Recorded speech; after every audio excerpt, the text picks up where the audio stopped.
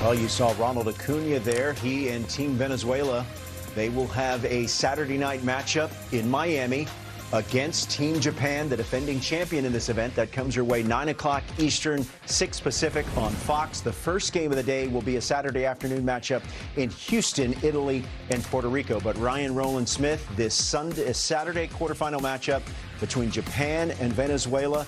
Wow. Ranger Suarez, Yoshinobu Yamamoto. Now, clearly, there's restraints, right. There's governors on these pitchers, but sure. It figures to start out. I mean, this is definitely a great pitching matchup. Yeah, it is. And, you know, like you look at Japan over in Tokyo, I mean, they barely broke a sweat, really. They got to level up a little bit. Different lineup, especially the top of that Venezuelan lineup. But you look at Yamamoto, I mean, World Series MVP last year. He was a grime. And Chinese Taipei, that offense made him work through a ton of pitches. He went 2 2/3, just the 2 strikeouts, just struggled with that command a little bit. And I'm telling you that the top of that lineup's been doing all the damage for Venezuela when you're talking about Acuna, Arise. Acuna has a on base over 500. Right, it's crazy. And then Tovar down the bottom of the lineup. I think they're going to move him up. But look at this, 7 for 10. 7 for 10 lifetime against Yamamoto. Crazy. But again, this is a little bit of a different lineup.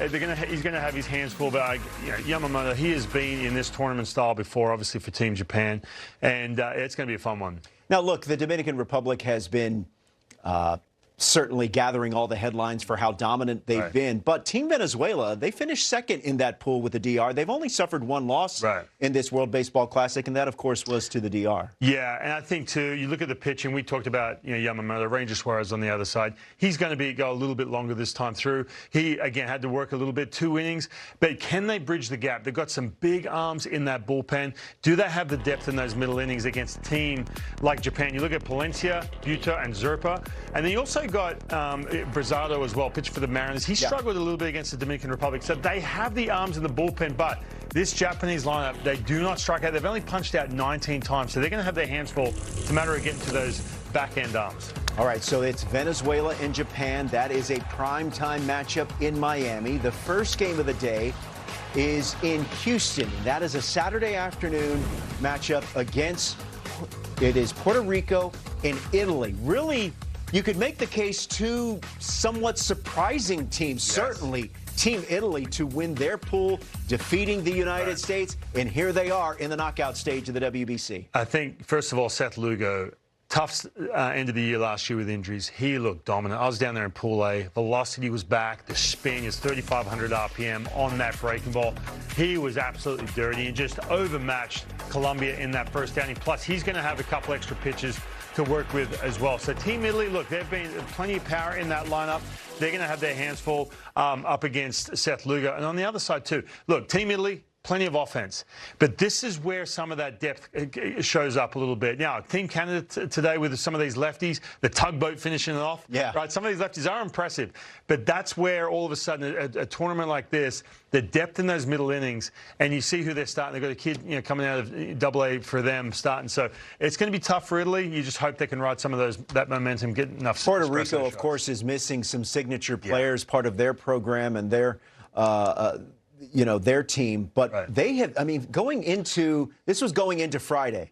Team Puerto Rico had a tournament best 1.22 team ERA. Right. So they've been excellent, and obviously it starts with Seth Lugo. Yeah, look, Seth Lugo, he'll go 4 or 5 innings, and then bridging the gap. Then you got Fernando Cruz and, of course, Edwin Diaz. Look, Edwin Diaz coming out of that bullpen in that 9th inning with the trumpets on home turf, it was electric.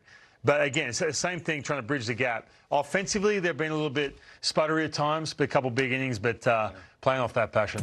Meantime, as you take a look at some of the offensive exploits of Puerto Rico, their opponent, Italy, has led by Vinny Pasquantino. Francisco Cervelli is their manager, longtime catcher in the big leagues.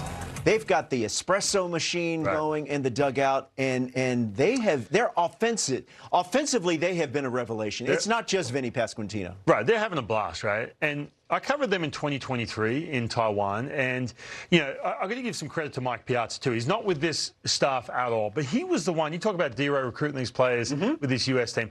Mike Piazza was on the front lines, making sure he had all these players together. He did the research, found out who was eligible, and a lot of that stemmed. And Vinny Pasquantino was on that team in 2023, and all of a sudden they're just having a blast, man. They're just playing with house money right now. They're going to try to keep it going Saturday afternoon in Houston. When we come back, we do know that a Sunday semifinal will be the United States against the DR.